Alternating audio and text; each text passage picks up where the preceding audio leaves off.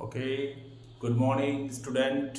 Once again, I have brought for you a very interesting rules regarding narrations. This time, I brought for you interrogative sentence. आइए चलिए देखते हैं interrogative sentence, जो कि हम जानते हैं कि ये दो पार्ट्स के होते हैं। दो पार्ट्स में इसको डिवाइड कर सकते हैं। First of all, by asking question in yes और no type, start with auxiliaries verb. इसके कुछ सेवरल रूल्स होते हैं, इस रूल्स के बारे में समझेंगे और फिर देन हम सॉल्व करेंगे कुछ क्वेश्चंस को, कुछ इंटरेस्टिंग एग्जांपल्स को। तो बहुत सारे मेरे स्टूडेंट्स हैं जो क्लास 9, 10, 11, 12 की तैयारी कर रहे हैं। कुछ स्टूडेंट हमारे बहुत पहले से जुड़े हुए हैं, जो हमारे सोनभद्र के मेरे dear students, and right now I am just carry forward in Chandauli. So in looking for well said, then मैं चाहता हूँ कि ये सारे के सारे जितने भी मेरे स्टूडेंट हैं वो हमसे इस कनेक्शन को बनाए रखें और अच्छे अच्छे टॉपिक्स को ध्यान में रख करके पढ़ें। तो आज चलिए चलते हैं, समझते हैं कि reporting verb start with auxiliaries verb में ऐसा क्या चीज़ है जिसको कि हम समझ सकते हैं। सबसे पहला जो हमारा ये रूल होता है, रूल्स को पहले फोकस करेंगे स्टूडेंट।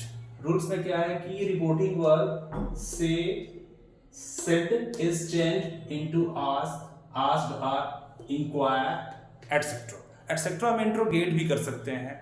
यूजुअली हम यूज करते हैं आस्क्ड को, जो कि बहुत ही हैबिचुअल होते हैं, हमारे पुराने स्टूडेंट जो भी हैं पहले से भी जानते हैं।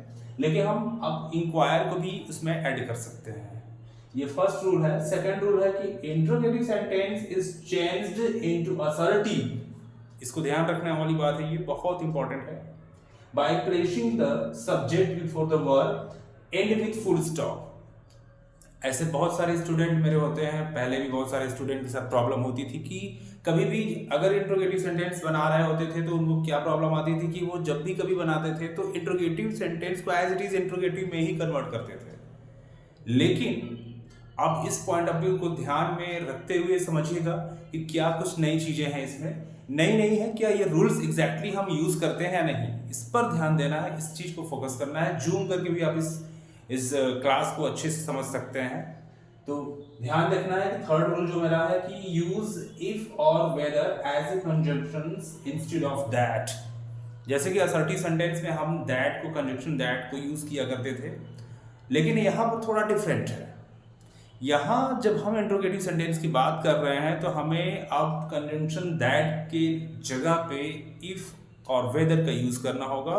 ध्यान रखने वाली एक और पॉइंट है कि ये हमारा स्टार्ट विद ऑक्सिलरीज वर्ब के ही सेंटेंस में हो। इंट्रोगेटिव वर्ड्स ये मैं आपको अगली वीडियो से बताऊंगा। जैसा कि आज हमारा डे 7 है, डे 7 का ये हमारा क्लास है। मुझे बहुत सारे स्टूडेंट्स ने बताया कि सर आप इसी तरह से हम लोग को हेल्प करते रहिए और बहुत ही मज़ा आता है आपके साथ क्लास में ज्वाइन या जुड़ करके समझने और सीखने का मौका मिलता है। और मैं इसी तरह से मैं आपको और भी इंटरेस्टिंग फैक्ट्स को बताते चलूँगा ग्रामर्स में, क्योंकि ग्रामर्स के बिना हम स्टूडेंट को उनके वैकाब और उनके लैंग्वेज को अच्छे से बता नहीं पाएंगे, क्योंकि जब तक हमें ग्रामर नहीं आएगा तब तक हम अच्छे से चीज़ों को, लिटरेचर को समझ नहीं पाएंगे। तो चलिए चलते हैं। पहला जो बहुत ही पहला हमारा जो एग्जाम्पल है, the very first example, he said to me will you go there. A very straightforward ये क्वेश्चन पूछा जा रहा है कि किसी ने उसने मुझसे पूछा कि क्या तुम वहां जाओगे। ये मॉडल्स का यूज हुआ है यहाँ पे इस सेंटेंस में, फिर भी हम इसको समझेंगे क्या कि ही आस्क्ड मी। मैंने पहले भी बताया कि अगर आपको से और सेड है तो आप आस्क्ड या इंक्वायर्ड में इसको चेंज कर सकते हैं रिपोर्टिंग वर्ब को। अब ये देखना है कि हमारा जो रिपोर्टेड क्लास, जिसको हम रिपोर्टेड स्पीच बोलते हैं, उसमें क्या कुछ चीजें चेंज कर रहा है।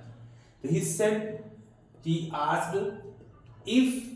जैसे ही मैंने बताया कि आप यहाँ पर कंजंक्शंस दैट के बजाय आप इफ का यूज करेंगे। अगले वीडियोस में मैं आपको बताऊंगा कि वेदर किस कंडीशंस में इंपॉर्टेंट होता है। हालांकि मैं यहाँ पे वेदर भी यूज कर सकता था, बट कुछ एमिनेंट, कुछ इंपॉर्टेंट, कुछ अलग टाइप के सेंटेंस ही होते हैं जिसपे हम वेदर ही यूज़ कर सकते हैं। इसको अगले वीडियोज में हम आपको रिवील करेंगे, क्लियर करेंगे। He asked me if I would go there. Exactly इसको हम समझेंगे क्या कि ये जो ही सब्जेक्ट थर्ड पर्सन है, सेट आस्क मैंने कर दिया इसको चेंज मी, और इफ अब ये देखना है कि सेकेंड पर्सन का ये हमारा यू सेकेंड पर्सन के अकॉर्डिंग जब हमारा रिपोर्टिंग वर्ब जब मी दिया हुआ है ऑब्जेक्ट के रूप में, तो उसके अकॉर्डिंग हम आई करेंगे, विल को वुड करेंगे, इक्विवेलेंटली चेंज करेंगे and go there, that is set. एक एग्जांपल को मैं फिर से बताऊंगा आपको, हमारी वीडियोस थोड़ी और बड़ी हो जाएगी, लेकिन मिलेंगे आपसे हम अगले वीडियोस में। तब तक के लिए मैं यही चाहूँगा कि आप इस वीडियोस को ज़्यादा से ज़्यादा समझें और कमेंट करके बताएं कि क्या आपको इसमें अच्छा लगा, क्या बात आपको डाउट है। जो डाउट है उस प्लीज़ उस वीडियोस पूरी इस वीडियोस को देखने के बाद ही आप मुझे समझ करके पूछ सकते हैं। नेक्स्ट बात यह है कि हम फिर से अगली क्लास में मिलेंगे आपसे, और तब तक के लिए हमारे इस चैनल्स को सब्सक्राइब कीजिए, लाइक कीजिए, कमेंट में पूछिए, अपने डाउट्स को क्लियर करिए। Thank you, have a nice day. मिलते हैं अगले वीडियोज़ में। Thank you.